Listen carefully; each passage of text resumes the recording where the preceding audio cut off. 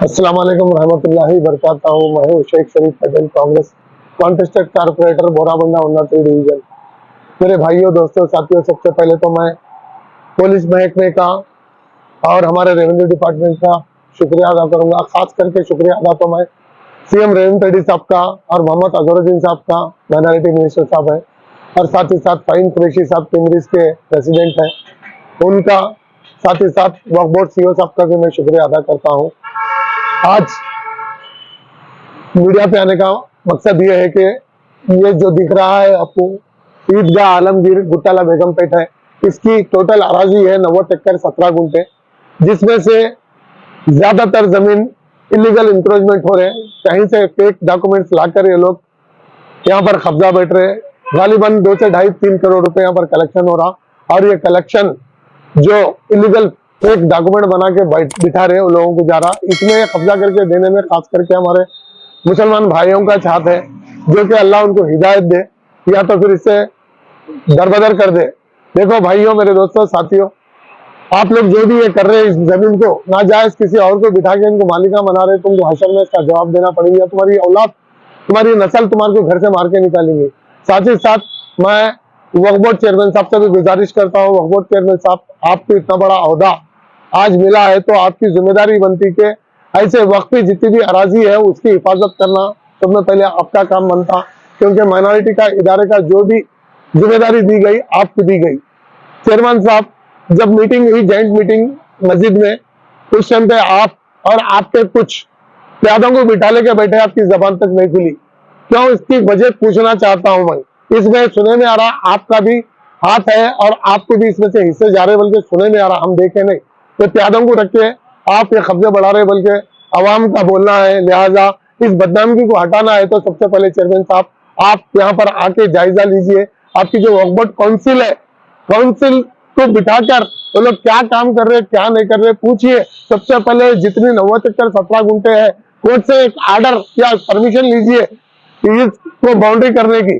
Court जो भी फैसला करेंगे हम मानेंगे, हम लोग कोर्ट का फैसला सराखों पर, लेकिन जिम्मेदारी हमारी भी बनती और सबसे पहले आपकी जिम्मेदारी बनती, क्योंकि आप कौम के नौकर है, बड़े जिम्मेदार है।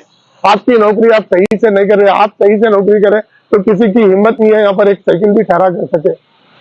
और सीओ साहब का तहे दिल से शुक्रिया अदा करते हैं, क्योंकि उन्होंने 2014 में इसका पूरा तोड़ाए थे, 14 या 15 में गालिबन इसका पूरा इंक्रोचमेंट को तोड़ा के जो है ना पूरी जमीन को हिफाजत करे थे। फिर वही सीओ साहब है, उनसे मैं उम्मीद करता हूँ अगर चेयरमैन साहब उनको खुल के मौका दिए, वक्फ बोर्ड इंस्पेक्टरों को भी मौका दिए, जो भी वक्फ बोर्ड के अहदेदार है उनको अगर चेयरमैन साहब खुल के दिए तो वो लोग काम करने तैयार है। वक्फ बोर्ड के इंस्पेक्टरों को यहाँ पर आए दिन डराया जा रहा, धमकाया जा रहा, उनकी जान की धमकी दी जा रही, 2-3 बार उनके अटैक भी किया गया।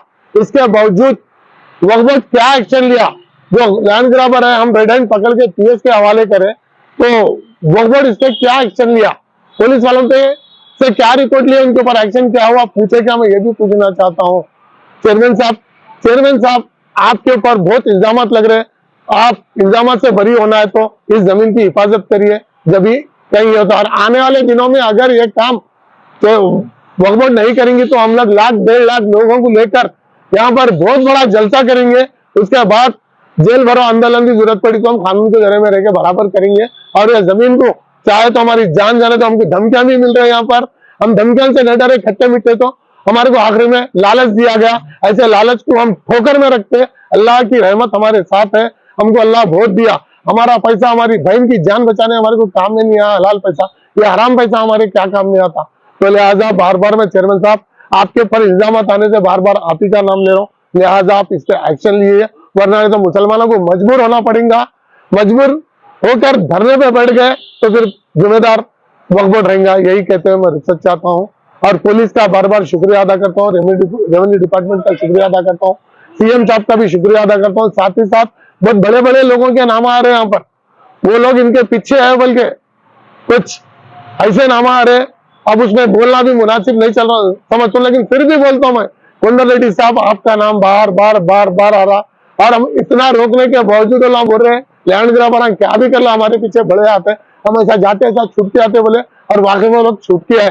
लिहाजा आप इन पे खास तवज्जो रख के इनके ऊपर कुछ ना कुछ एक्शन लेने पे मजबूर करो, करके आपका नाम ये जैसा करो बोल के मैं गुजारिश करता हूँ। शुक्रिया, अस्सलाम वालेकुम।